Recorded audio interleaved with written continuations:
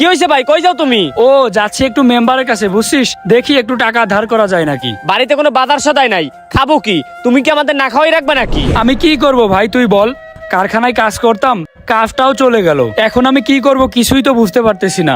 একটা কাজ না পাইলে আমি তো বাজারও ঠিকঠাক মতো করতে পারতেছি না, তোদের তো বাজার করেও খাওয়াইতে পারতেছি না। কাজ চলে গেছে, আর একটা কাজ খুঁজতে কি হয়? কাজ না করে কতদিন থাকবা? আরে কাজ তো খুঁজতেছি, না পাইলে কি করব, প্রতিদিনই তো চেষ্টা করতেছি। এত জায়গা কাজ খুঁজতেছো, এত জায়গা কাজ না খুঁজা বড় ভাইয়ের কাছে যাইতা। বড় ভাইয়ের কাছে গেলে কি হয়, তার ফ্যাক্টরিতে একটা চাকরি দিয়ে দিত। বড় ভাইয়ের কাছে যাব? ভাই ওরা বড় লোক মানুষ, আমাদের কি কাজ দিবে? ওর কাছে এখন আর যাইতে মন চায় না, ও তো বিয়ের পর এখন আর আমাদেরকে চিনে না, একটা দিন বাড়িতেও আসে না। দেখি তারপরও বড় ভাইয়ের কাছেই যাইতে হবে, তাছাড়া তো আর কিছু করার নাই। আরে হইছে হইছে, এত ইমোশনাল ডায়লগ মাইরো না। চলো দুজনে মিলা বড় ভাইয়ের কাছে যাই, সে একটা কাজের ব্যবস্থা করে দিবে। আচ্ছা ঠিক আছে, চল তাইলে। চলো।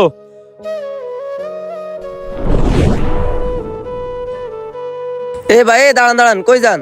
ভাই আমরা তো ভাইয়ের সাথে দেখা করতে যাচ্ছি। ভাই মানে কোন ভাই? কেন, আমাদের ভাইয়ের সাথে দেখা করতে যাচ্ছি, আমাদের বড় ভাই সোহাগ ভাই। তোদের বড় ভাই? তোদের ড্রেসের দিকে দেখছস, আবার নিজের সোহাগ ভাই ছোট ভাই দাবি করস? এখানে দাবি করার কি আছে, সে আমাদের বড় ভাই, আমরা বড় ভাই বলবো না? আচ্ছা ঠিক আছে, দাঁড়া আমি বাইরে কল দিই।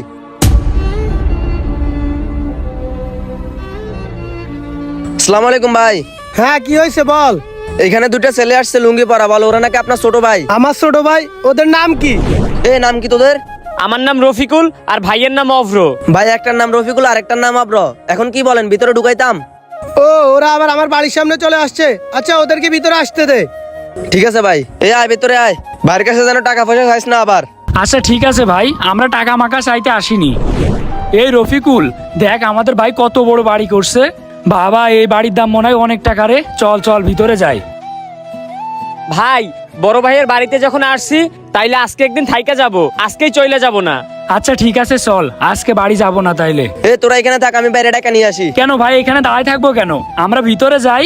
বেশি বুঝিস না, এখানে দাঁড়াই থাক। তোদের যদি এখন আমি ঘরের ভিতর নিয়ে যাই, ভাই আমার উপর রাগারাগি করবো। তোদের জন্য কি আমি জানি খাবো নাকি? ও আচ্ছা ভাই, রাগারাগি করবে?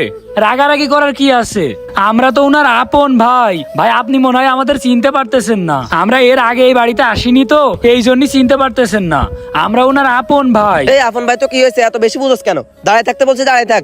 ভাই তুমি কথা বইলো না, উনি যাক, ভাই আপনি যান, ডাইকা আনেন। শখ ভাই একটু বাড়ির ভিতর থেকে টাকা নিয়ে আয় তো। আমার ভাই তো দেখি অনেক বড় লোক হয়ে গিয়েছে, এখন তো দেখি অনেক টাকার মালিক হয়ে গিয়েছে। ওরে আল্লাহ, কত বড় বাড়ি বানাইছে।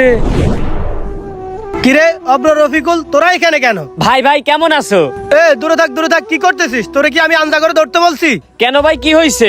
ছোটবেলা তোমার বুকে মাথা রাইকা কত ঘুমাইছি। ছোটবেলার কথা তুই এখন বলতেছিস কেন? এখন বড় হয়েছি না, কি বলতে আইছিস সেটা বল। আমি ঘুমাইতেছিলাম, অযথা আমার ডাইকে আমার ঘুমটা বাঙালি। যা বলবি তাড়াতাড়ি বল, বলে এখান থেকে যা। ভাই ও তো কিছু বলার জন্য আসে নাই, বলতে আইছিলাম তো আমি।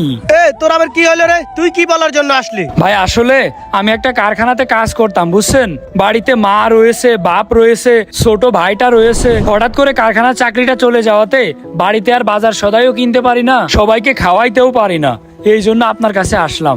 আপনি যদি একটু কাজের ব্যবস্থা করে দিতেন, আপনার তো অনেকগুলা ফ্যাক্টরি আছে, আপনি তো চাইলেই আমাকে আপনার যে কোনো একটা কাজের সাইডে কাজ দিতে পারেন। আপনার কারখানায় তো হাজার হাজার লোক চাকরি করে, অনেক জায়গায় তো কাজের লোকও লাগবে। আমারে যদি একটু কাজ দিতেন, তাইলে মা বাপটারে নিয়ে আর ছোট ভাইটারে নিয়ে একটু ভালোভাবে থাকতে পারতাম। তোর এই ইমোশনাল কথা রাখতো, তোদের এই ইমোশনাল কথা শুনবো না দেখেই তো বিয়ে করে বউ নিয়ে একলা থাকি। ভাই বিয়ে করে বউ নিয়ে থাকো, এই জন্য কি আমাদের ভুলে গেছো? তোরা কি এমন মূল্যবান মানুষ রে যে তোদের কথা আমার মনে রাখতে হবে? তোদেরকে ছেড়ে আমি এখন একা থাকি, আসলে আমি অনেক ভালো আছি, আমারে তোরা ভালো থাকতে দে তো। ও আচ্ছা, আমরা তো আপন ভাই, আর আসলেই তো ভুলে গেছিলাম, আপন ভাইরা কোনো মূল্যবান জিনিস না। আসলে আমরা কখনো বড় লোক হইতে পারিনি, আমরা কখনো স্বার্থপর হইতে পারিনি, এই কারণে এখনো ফকির হয়েই পড়ে আছি। তা না হইলে আমরা যদি আপনার মতো স্বার্থপর হইতে পারতাম, তাইলে এখন আমাদের অবস্থাও ভালো হইতো। টাকার অভাবে আপনি পড়ালেখা করতে পারতেন না, বাপ কত কষ্ট করে আপনাকে ইঞ্জিনিয়ারিং পড়াইছে, আপনারে প্রতিষ্ঠিত করাইছে, কিন্তু বিয়ের পর আপনি যে এমন হয়ে যাবেন এইটা কে জানতো? আমি আপনার কাছে আসতে চাইছিলাম না, ছোট ভাইটা জোর করছে, এই কারণে আসছি ভাই, তা না হইলে আসতাম না। ভাই আপনি এখন প্রতিষ্ঠিত, তাই বলতেছি কি, মানুষ হিসাবে এতটা স্বার্থপর হওয়া উচিত না। আল্লাহ কখন কারে কোন পজিশনে নামাই দেয় এটা কেউ বলতে পারে না। এই ভাই চল আমরা যাই, তোরে কতবার করে বলছিলাম যে আসার দরকার নেই, তুই শুনলি না, চল। বর্তমানে আমাদের সমাজের অনেক ফ্যামিলিতে এই ধরনের ঘটনা ঘটতেছে। বাপ মা কষ্ট করে ছেলেকে প্রতিষ্ঠিত বানায়, আর বিয়ের পর সেই ছেলে নাকি বাপ মাকেই ভুলে যায়, নিজের আপন ভাইদের কথাও মনে রাখে না।